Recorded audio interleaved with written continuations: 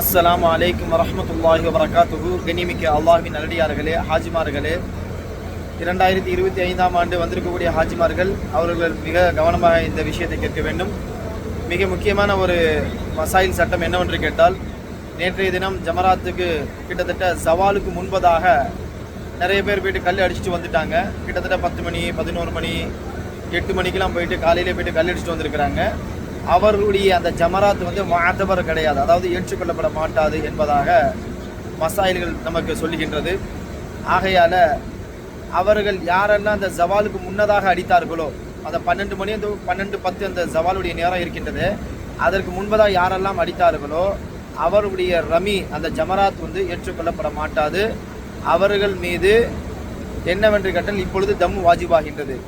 யாரெல்லாம் 12 மணிக்கு முன்னாடி அடித்தார்களோ அவர்கள் துல்ஹஜ் பிற 12 காலையில் விடிய காலையில் சுபு சாதிக், அதாவது சுபு ஆகிறதுக்கு முன்பதாக யார் போய் அந்த 12 மணிக்கு முன்னாடி அடித்தார்களோ அவர்கள் 12 துல்ஹஜ் பிற 12க்கு விடிய காலையில் முன்னாடி போய் அடிச்சிட்டாங்கன்னா அவங்களுடைய அந்த ஜமராத் ஏற்றுக்கொள்ளப்படும்.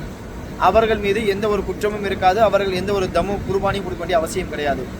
இன்று பிறை 12 துல்ஹஜ் மதிய நேரம் ஆகி கொண்டிருக்கின்றது. ஆகையால் நேற்றைய தினம் துல்ஹஜ் பிற 11 12 மணிக்கு முன்னாடி அடித்தவர்கள் மீண்டும் அதை அவர்கள் மீண்டும் திருப்பி அடிக்கவில்லை என்று சொன்னால், இப்பொழுது அடிக்காமல் இருந்திருப்பாங்க. ஸோ அவர்கள் மீது தம்மு வாஜிபாகி விடுகின்றது. அவர்கள் கண்டிப்பாக ஒரு தம்மு கொடுக்க வேண்டும். வல்லாஹு அஅலம் பிஸ்ஸவாப். சரிங்களா? இப்போ இன்னைக்கு பார்த்தீங்கன்னா துல்ஹஜ் பிற 12.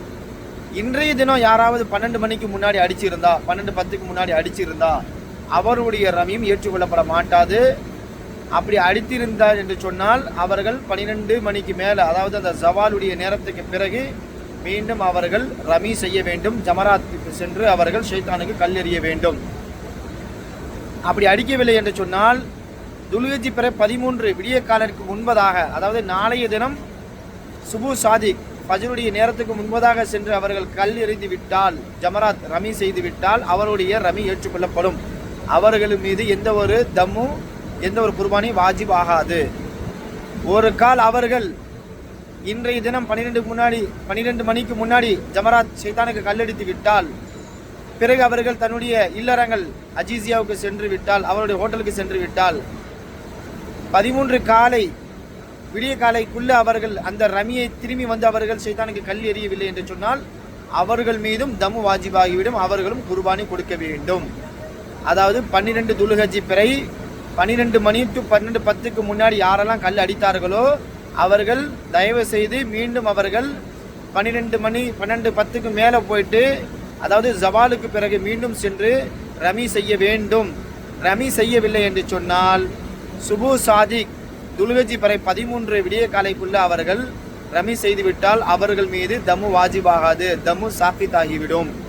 அப்படி அவர்கள் செய்யவில்லை என்று சொன்னால் அவர்களும் தம்மு கொடுக்க வேண்டும் என்பதை நாம் நினைவில் கொள்ள வேண்டும். அதற்கு பிறகு இன்னொரு சட்டம், மினாவிலிருந்து எப்பொழுது செல்வது, எப்படி செல்வது. அதாவது இன்றைய தினம் துல்ஹஜ் பிற 12 மகரிபுக்கு முன்பதாக யாரெல்லாம் மினாவுடைய அந்த என்ட்ரியை விட்டு யாரெல்லாம் கடந்து விட்டார்களோ அவர்கள் இங்கே இருக்க வேண்டிய அவசியம் கிடையாது.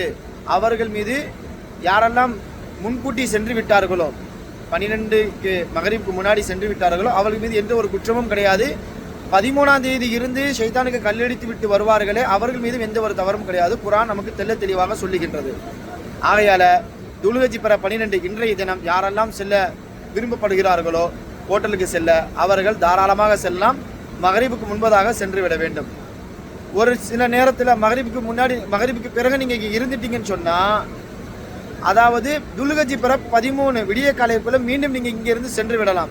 அப்படி போயிட்டீங்கன்னா உங்கள் மீது எந்த ஒரு கடமையும் கிடையாது, எந்த ஒரு வாஜிப்பும் கிடையாது. இங்கே 13ஆம் தேதி துல்ஹஜ் 13 இருந்து நீங்கள் ஷைத்தானை கல்லடிக்க வேண்டிய அவசியம் கிடையாது. ஒருவேளை நீங்கள் துல்ஹஜ் பிற 13 விடிய காலைல ஃபஜ்ருடைய நேரம் வந்துருச்சு அப்படின்னு சொன்னால் நீங்கள் இங்கே இருந்து ஷைத்தானுக்கு கல்லடிப்பது நம் மீது வாஜிபாக விடுகின்றது. ஆகையால் இந்த விஷயங்களை கருத்தில் கொள்ள வேண்டும். துல்ஹஜ் பிற 12க்கு செல்வர் மீதும் எந்த ஒரு குற்றமும் கிடையாது. துல்ஹஜ் 13 இங்கே இருந்து ஷைத்தானுக்கு கல்லடித்து விட்டு செல்வர் மீது எந்த ஒரு குற்றமும் கிடையாது. இந்த ரெண்டுமே அல்லாஹ் ரப்புல் ஆலமீன் நமக்கு ஆகுமானதாக ஆக்கி வைத்திருக்கின்றான். ஆகையால் அடுத்தவர்கள் சொல்லக்கூடிய சில விஷயங்களை கேட்டு நீங்கள் முன்கூட்டி செய்து ஷைத்தானுக்கு கல்லடிப்பது இது தவறான ஒரு விஷயமாக இருக்கின்றது. நாம் அடுத்தவர்களை பார்த்து நாம் செய்யக்கூடிய அமல் நம்முடைய ஹஜ்ஜுடைய அமல்களை ஹஜ்ஜுடைய முழுமையான நன்மையை நாம் பெற முடியாமல் போகிவிடும்.